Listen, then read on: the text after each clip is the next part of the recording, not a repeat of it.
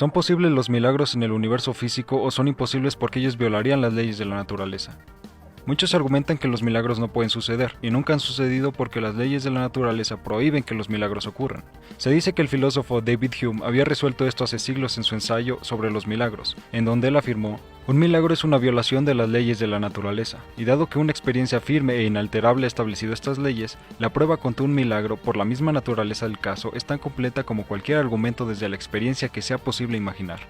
Es un milagro que un hombre muerto regrese a la vida, porque nunca ha sido observado en ninguna era o país. Por lo tanto, debe de haber una experiencia uniforme contra todo evento milagroso, de otra manera el evento no merecería ese nombre. Así que básicamente él dice que, debido a que los milagros violan las leyes de la naturaleza, y debido a que la experiencia de la historia ordinaria confirma este principio, por lo tanto, debido a que los milagros están fuera de nuestra experiencia, la cual establece las leyes de la naturaleza, estos son imposibles.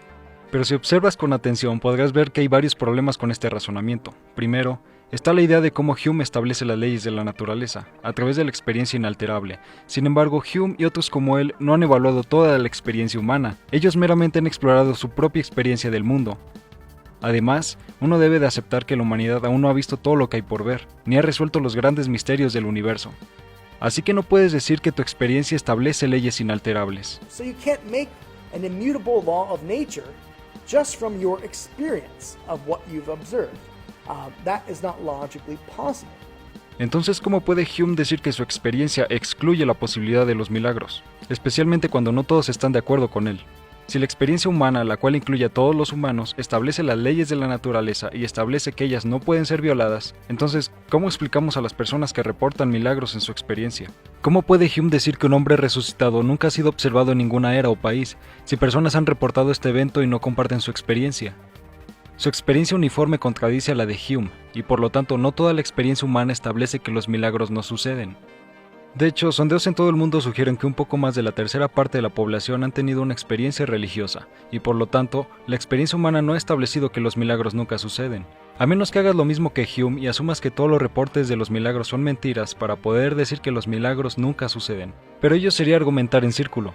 Como dijo C.S. Lewis, hay que estar de acuerdo con Hume en que si hay una experiencia uniforme absoluta contra los milagros, en otras palabras, si nunca suceden, entonces, ¿por qué nunca suceden? Desafortunadamente sabemos que la experiencia en contra de ellos es uniforme únicamente si sabemos que todos los reportes son falsos, y podemos saber que todos los reportes son falsos únicamente si ya sabemos que los milagros nunca han ocurrido.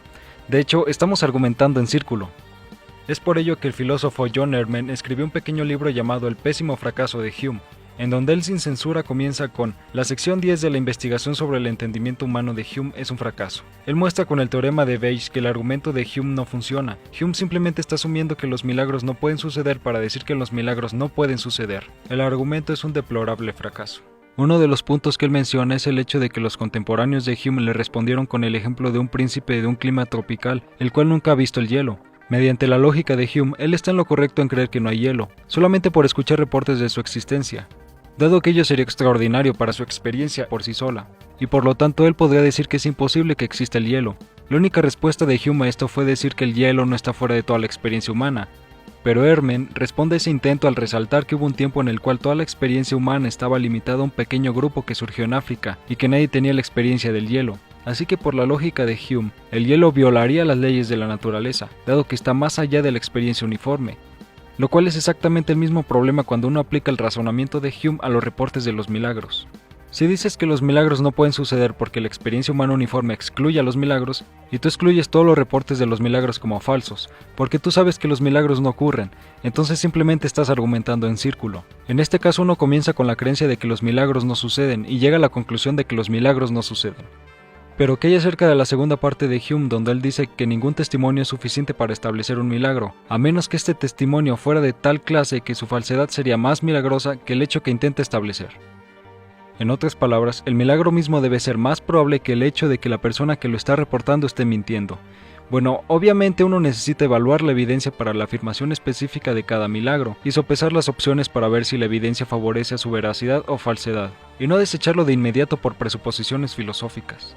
Hume realmente no ha propuesto nada que los teístas rechacen. Como John Ehrman dijo, todos aquellos en oposición a Hume en el debate sobre los milagros, antes del siglo XX, sabían que las afirmaciones de milagros no podían ser establecidas sin el apoyo de evidencia muy fuerte. En algunas cosas ellos pensaban que habían obtenido la evidencia requerida. Tal vez ellos se equivocaban, pero para manifestar que ellos se equivocaban se necesita más que repetir solemnes clichés. Cuando se habla de la resurrección, por ejemplo, los cristianos argumentan que es más probable que el evento sucedió que la posibilidad de que los apóstoles mintieron. Que Hume diga esto no está en conflicto con lo que los teístas argumentan. En otras palabras, Hume no ha dicho nada realmente profundo, sino un punto de convergencia para ambas posiciones del debate.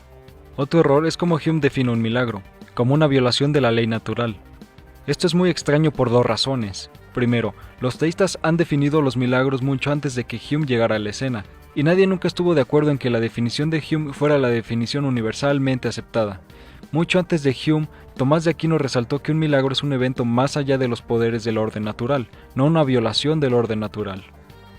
Justo antes de Hume, Samuel Clarke correctamente afirmó que un milagro está mejor definido como un efecto producido contrario al orden o curso usual de la naturaleza, y por la intervención de algún ser inteligente superior al hombre. Este entendimiento tradicional de un milagro engloba mejor lo que es un milagro. Un milagro es cuando un agente fuera del mundo natural inserta o cambia algo en el sistema que el mundo natural no podría producir a través de su propia regularidad. Las leyes de la naturaleza únicamente pretenden describir el efecto de cómo las cosas operan si no se modifican. Pero ello significa que las leyes naturales no excluyen las posibilidades de que un agente externo pueda cambiar o agregar algo nuevo al sistema. Y entonces, por supuesto, las leyes de la naturaleza pueden describir lo que toma lugar después del hecho. If you turn water into wine, then if you drink too much of it, it will intoxicate you, according to the normal law of nature. But the laws of nature cannot forbid God feeding a new event into nature. After all, the laws of nature cannot prevent God creating the whole thing in the first place, with the regularities that science has observed. Es por ello que el filósofo Keith Ward dice, la noción de un evento más allá del poder natural de los objetos es mucho más satisfactoria que la idea de Hume de una violación de la ley natural, dado que no conlleva la connotación de una interferencia arbitraria sino una elevación temporal de poderes más allá de lo natural. C.S. Lewis también explica por qué la definición de un milagro de Hume no es adecuada con nuestro entendimiento de las leyes naturales. Si esta semana guardo 1000 libras en el cajón de mi escritorio y añado 2000 libras más la siguiente semana y otras 1000 la semana después, las leyes de la aritmética me permitirán predecir que la siguiente vez que llegue a mi escritorio me encontraré con 1000 libras. Pero supongan que la siguiente vez que abro el cajón encuentro solo 1000 libras. ¿Qué debo concluir? ¿Que las leyes de la aritmética han sido rotas? Ciertamente no. Yo puedo razonablemente concluir que algún ladrón ha roto las leyes del Estado y ha robado 3000 libras de mi cajón. Además, sería ridículo afirmar que las leyes de la aritmética hacen imposible creer en la existencia de tal ladrón o la posibilidad de su intervención. Al contrario, es el proceso normal de esas leyes lo que ha expuesto la existencia y actividad del ladrón. A través de esta analogía podemos ver que un milagro no viola ninguna ley natural, únicamente es evidencia de un agente externo cambiando algo e interfiriendo con el sistema que las leyes de la naturaleza describirían si las operaciones normales hubieran tenido lugar. Pero ellas no son violadas ya que algo natural no causa el efecto, sino algo que está más allá de las operaciones naturales. El segundo problema con la definición de Hume es cómo son vistas las leyes naturales. Si los milagros son una violación de las leyes naturales, entonces realmente no hay manera en la que estos puedan violar las leyes naturales de acuerdo con las principales teorías de lo que son las leyes naturales. Ninguna de ellas está en contradicción con la existencia de los milagros. La primera es la teoría de la regularidad, la que dice que las leyes naturales realmente no son leyes, sino descripciones generalizadas acerca de cómo ocurren las leyes naturales en el mundo. En esta perspectiva, ningún evento puede violar una ley natural, porque ellas son únicamente descripciones generalizadas de lo que ocurre en la naturaleza, pero no previenen causas fuera del sistema. La segunda es la teoría nómica de necesidad, la cual dice que las leyes naturales son leyes acerca de lo que las cosas en el mundo natural pueden y no pueden hacer por sí mismas. En esta definición de leyes naturales, los milagros serían vistos como eventos naturalmente imposibles, o en otras palabras, eventos que no pueden ser producidos por causas naturales. Pero si algo es introducido al sistema por un agente externo, entonces un milagro no es producido por las regularidades normales de la naturaleza, y por lo tanto ningún milagro violaría ninguna de las leyes de la naturaleza, dado que el origen del evento no es desde dentro de la naturaleza. Y esta teoría únicamente dice lo que las cosas pueden y no pueden hacer por sí mismas. La tercera teoría es la teoría de disposición causal. la cual dice que las leyes naturales son verdades metafísicamente necesarias sobre qué disposiciones causales son poseídas por varias clases naturales de cosas. Así que, por ejemplo, en esta teoría una ley natural afirmaría: el agua al nivel del mar tiene la disposición a congelarse a temperaturas bajo cero. Sin embargo, si un agente externo previene el agua a congelarse a menos 10 grados, la ley natural no sería violada, porque seguiría siendo verdad, naturalmente hablando, que el agua tendría tal disposición cuando no se interfiere con ella. Un milagro, en esta teoría, sería un evento de interferencia causal con una propensión natural de un agente externo, pero ello no removería su disposición natural. De manera similar, si yo fuera a evitar que el agua se congele al mantenerla en movimiento, ello tampoco significaría que la disposición del agua ha sido violada, sino que un agente externo está interfiriendo.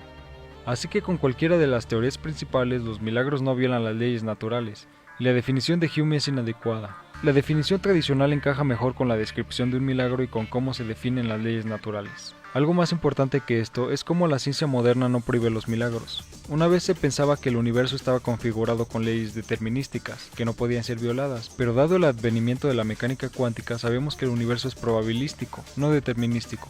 En otras palabras, las leyes de la naturaleza son únicamente aproximaciones de lo que es más probable que suceda, pero de acuerdo con la teoría cuántica, las irregularidades están permitidas al final de la curva de campana de probabilidad. Las derivaciones de los procesos ordinarios de la naturaleza están permitidos. Ellos son solo muy improbables y raramente ocurrirían. Como el Dr. Mark Worthing dice, la ciencia, al menos hasta el punto en donde es influenciada por la mecánica cuántica, ya no es tan certera respecto a lo que puede o no puede suceder. So most things will fall within the general range of everything that happens, but then very strange events are actually permitted within the quantum world. For instance, that table would be permitted to just start floating without violating any laws of nature, but it's very improbable that will happen. But there's a difference between improbability and violating a law of nature. And so that's the difference we're trying to emphasize here, is when the laws of nature become statistical, you have that space at the end of the bell curve that's open for very strange things. Así que no hay nada imposible de acuerdo con la naturaleza cuántica del universo para que las anomalías naturales existan como posibilidades. Ello sería perfectamente consistente con las leyes naturales y ninguna violación tendría que ocurrir si Dios quisiera usar estas oportunidades muy raramente para hacer cosas extraordinarias.